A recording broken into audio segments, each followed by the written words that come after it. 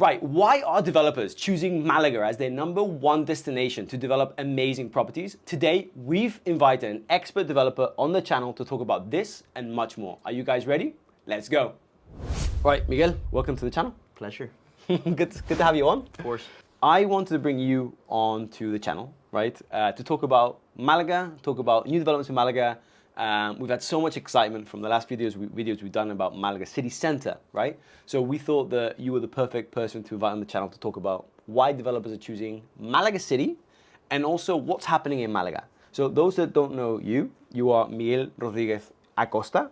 You are the business development manager for Nuovit. And Nuovit is a development company which we've been working with and has been selling your product successfully for a while now.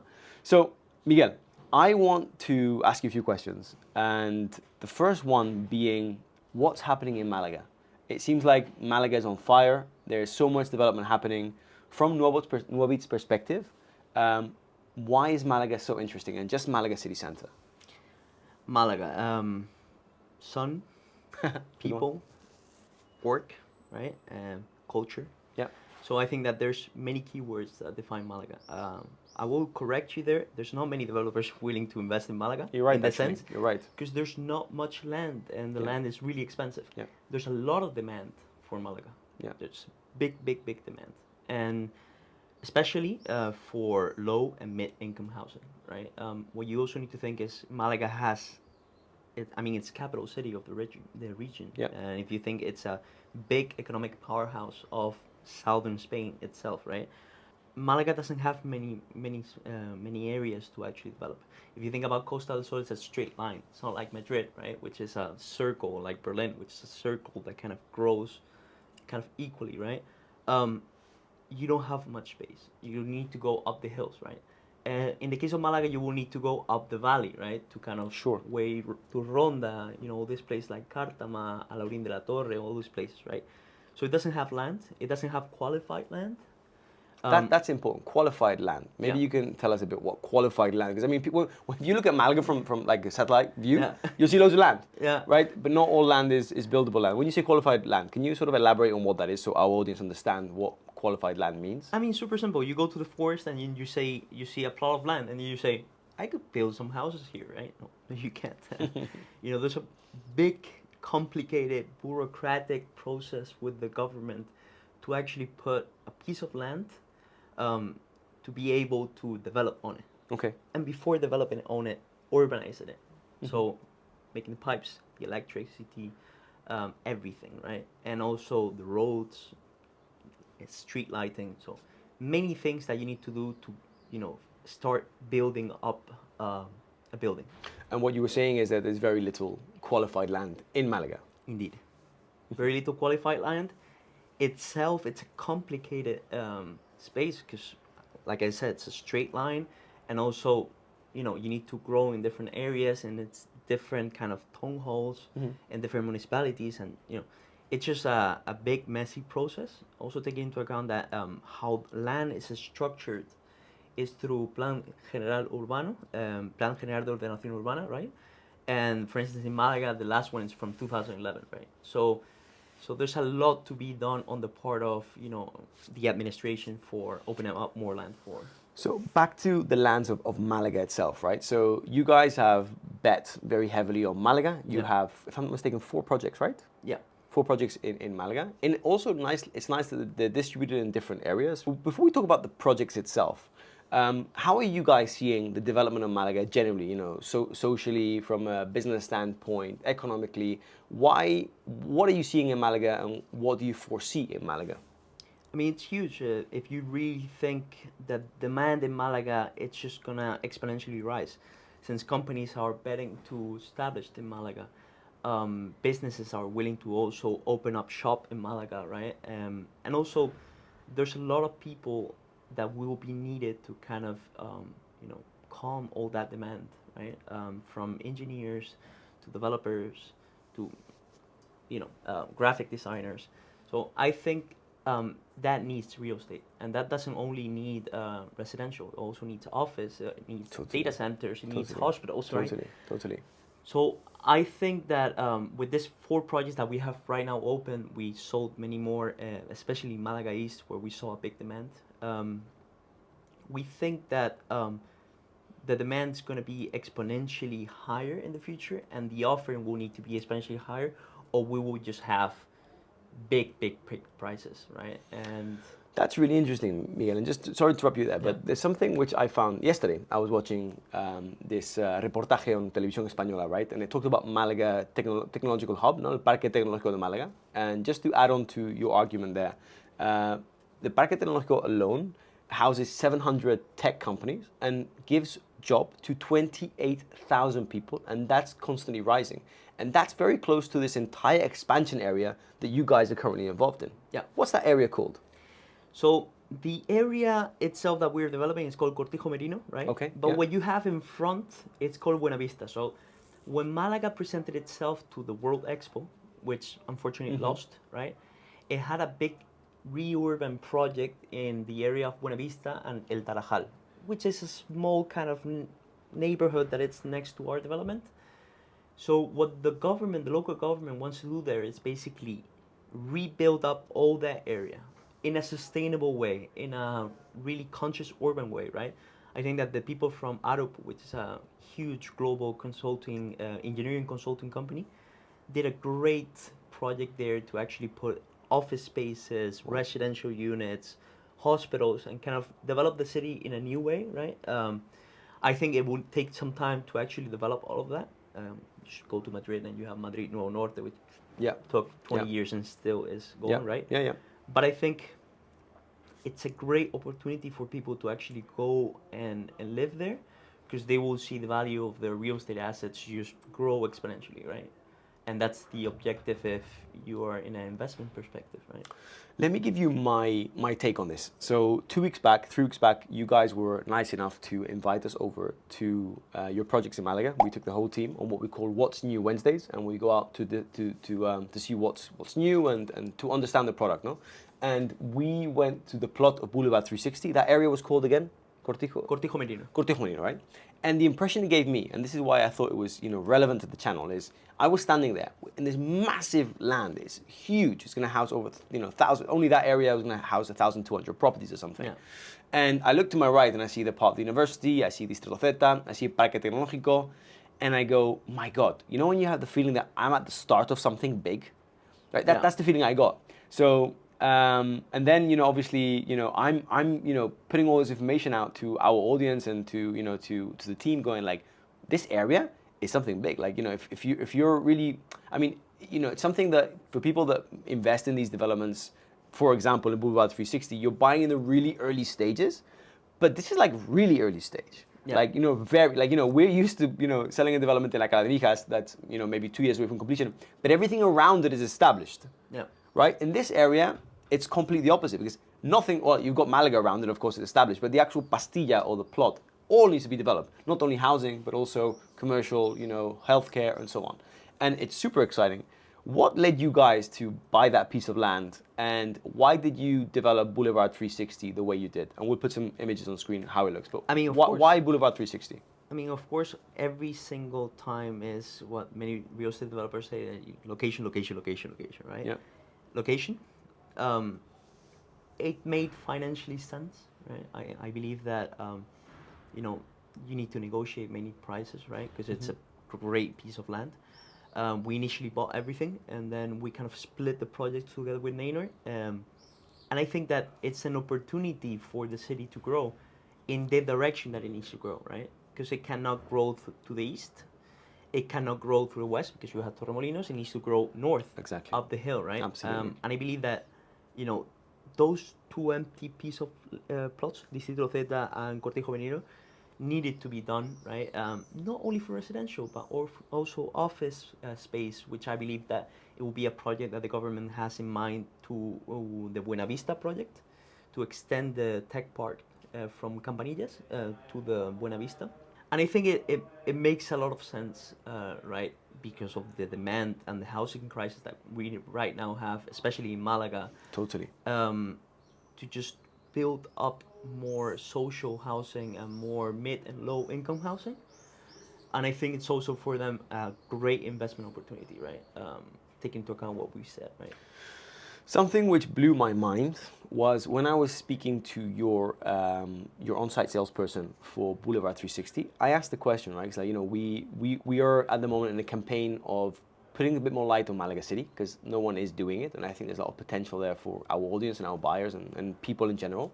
One of the things that flabbergasted me was I asked your on-site, how many of the buyers in this development are Spanish? And if I'm not mistaken, she said 85% at that moment. Okay, I know now since then you've officially launched and working with agencies like ourselves, but 85% Spanish. And that's a very demographical difference when it comes to like developments in Malaga City than developments in the rest of the coast. Like we're used to selling properties in like Alamijas, Estepona, Marbella. And yes, there's always Spanish people, and it's great because myself being Spanish, it's important that we always have Spanish people in these developments. But like in Malaga, to have a development like in these cases where normally in Estepona, a development will have 30%, 40% Spaniards, right? In Malaga, it sort of highlights and flags that it's very much residential. Wouldn't you agree? And what's your thoughts on that? I will definitely agree. So the reason that we have many Spanish people is Malaga is not an international city as maybe Marbella, Mijas, or Fuengirola could be, right? It's mostly a national city.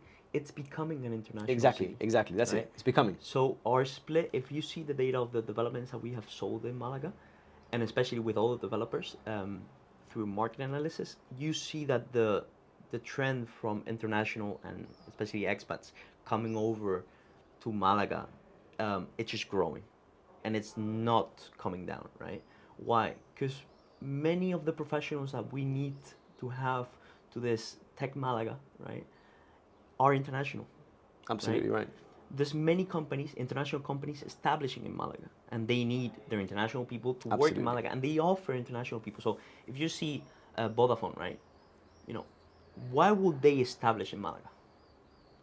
Because the people are there, the sun is there, and also, you know, it's much more expensive for me to open up a campus in London, and I can open up in Malaga. People are happier. People want to go there, right? And there's also the professionals that I need. I can also find them there. Big problem is, of course, I need to host them. Exactly right. Exactly So I right. will spend a lot of money supporting them for that. But I believe that the formula just goes right for them. It's quite interesting because like in the last year alone, so we're now in June 2025. In the last 6 months, I can name or think of at least 10 of our clients which are buying close to Malaga or in Malaga, which either work for Meta, Google, or Microsoft. That's incredible. That's It's insane, incredible, no? isn't it? And that's something that we experience firsthand. And if you look at like what people are talking about Malaga, it's like they're talking it's the next California of Europe. Some people even talking about 20 years from now could be the European Silicon Valley. Who knows? But it's also a similar climate to California, but it's that same sort of relaxed vibe, enjoy life, but also very competent when it comes to work. What would you say is the most profitable decision that Malaga took in the last 20 years? What would you say? I would say it's the airport. Exactly. Yeah. It is that. So basically, you know how many flights you have every single day from Malaga to London? How many? I don't know. More than 20 flights. 20, yeah, there you go. Yeah. It's insane. So the level of connectivity, right? The infrastructure just goes right. The people go right. So we need to figure out the residential part, right? So that people see an affordable place to Malaga to live in, because it just supports a lot how Malaga will grow in the future, right? I totally agree. And I know people that live in Malaga and commute to work in London. That happens, eh? That's insane. So My sister does. really? Yeah. Oh, there you go. A small world. Okay, so I want to talk about Térmica. Before we go into Térmica and what you guys are doing in Térmica Única, I want to basically give the audience a bullet point format of what Boulevard 360 is. So can you run us through very quickly what Boulevard 360 is in terms of bedrooms, typologies, when the completion date is, and more or less pricing, and then we can move on to Térmica. I think they're really interested to give them a bit of an idea. So Boulevard 360, 165 units, 1 to 4 bedrooms. Prices go from 300, almost zero. Now it's more kind of 400,000, 400,000, yeah, to 1 million. You have community areas. You have community gym. You have community pool. And especially the attractive of it is the new neighborhood. It will be next to a shopping center, right? That we will do together with the owners from the initial plot of land. Yeah. And it's connected, right? So you have the universities next to it with the metro, and there will be a connection to the metro, right? That will be done through that area, and it's a great investment opportunity, right? Great. And it's a great opportunity to live in Malaga and commute to Malaga in a, Yeah. I would say in bike, right? Yeah, you can I bike, think that the absolutely. infrastructure, the bike infrastructure in Malaga is horrible, but I will say that it's actually worse if you travel from Torremolinos. I agree. So So we will link our page or the page of Boulevard 360 in the description of this video, so you guys can check it out. Moving on to what I'm really excited about, aside from Boulevard, is La Térmica. La Térmica has undergone a huge development, Huge. and I am gonna say, even though again it's very unpopular to say this, 10 years ago La Térmica area was terrible. yeah, Like nobody wanted to be there. Like it was an extension of Malaga. It was part of Malaga, as you know, but like no one would even. You'd normally walk around Termica at night and you go, ooh, it's a bit of a right. Since a few years ago, Sierra Blanca Estates, right? Let's say it as it is, built Sierra Blanca Towers, these impressive towers, and put like a flag going like, hey, this new area, we're gonna bet on bringing this product to market, and are now selling apartments for on average 2.5, 3 million euros in Sierra Blanca Towers, right? Yeah. Depending on the unit, of course. And since then, a lot of different players, including yourselves as a major one, AEDAS, are developing in La Térmica, and the town hall is extending the entire boulevard. So, talk to us about Octavia. I had the pleasure to visit Octavia with my entire team on the other What's New Wednesdays, and I was quite impressed with what's happening in the area. Why did you guys decide to buy in Térmica that piece of land, and why did you develop Octavia?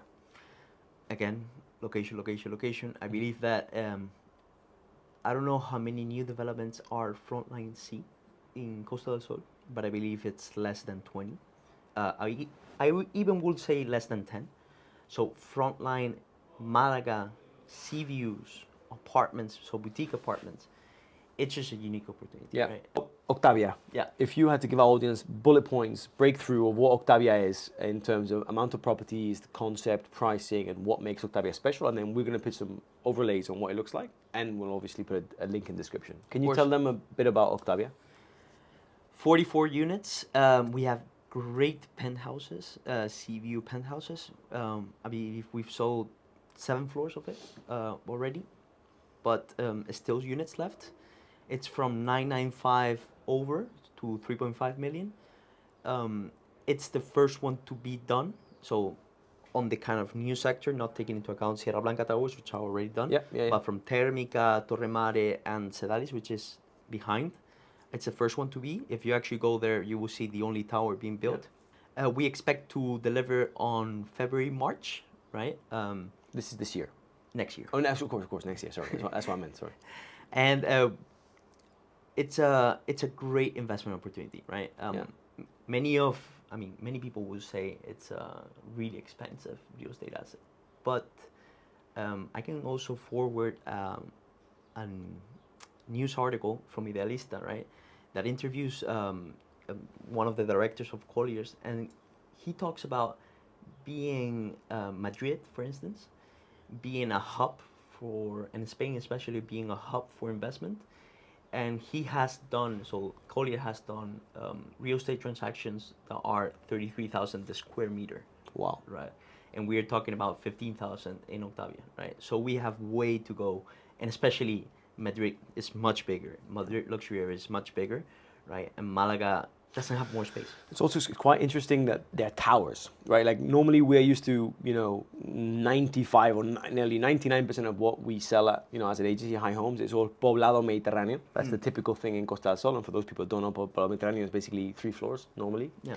And Malaga Térmica area brings towers, and that's quite special. How many floors is Octavia? 11. 11. I mean, I went to the 7th floor because the other floors were closed when we went last time, and the views are incredible towards the east and the west. It gave me when you looked at the avenue down the road with all the palm trees, it gives you the Miami feel. Yeah. Like big avenues, big broadways. It's really interesting. We talked about Térmica. We've talked about Boulevard 360. So the west side, right, of Malaga, technically the north side. Tell us about Unique. So unique. We have a great boutique opportunity in Malaga. It's my personal favorite. So I Okay. like Octavia. You know, Octavia and Boulevard, especially. They are great projects, and I believe that we did an amazing job there. The concept of a unique, it's really special. So we built up.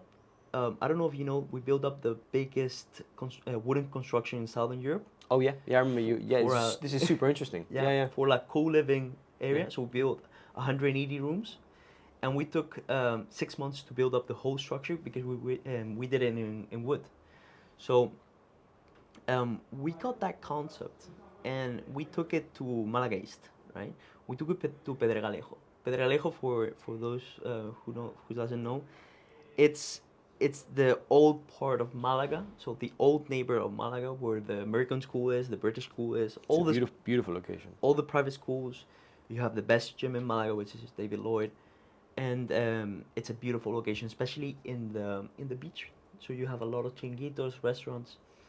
So we picked up a small piece of land and we built up 10 houses. So 10 townhouses, right? Two parking lots, living room and kitchen, bedrooms, and then solarium, right? And we took this amazing design and interior design from Interior Lab, and they did a great work there. And I believe it's a great product. Taking into account it's in a great area and it's a great design. So it's just, I mean, it's my personal favorite, and I also believe that it has a lot of potential So, since there's not products like that. and tell us about typologies, bedrooms, and prices. So everything has 3 bedrooms. We Three. have yeah, we have one of them which has 4 bedrooms, which is a bigger house, and it also have a swimming pool on top, right? But I believe the concept of open patio with Andalusian patio that has the development, it's just amazing, right? And it has natural lighting coming in, so it's kind of, you know, thinking about this old Andalusian patio, Andalusian house built up on wood, and it's amazing.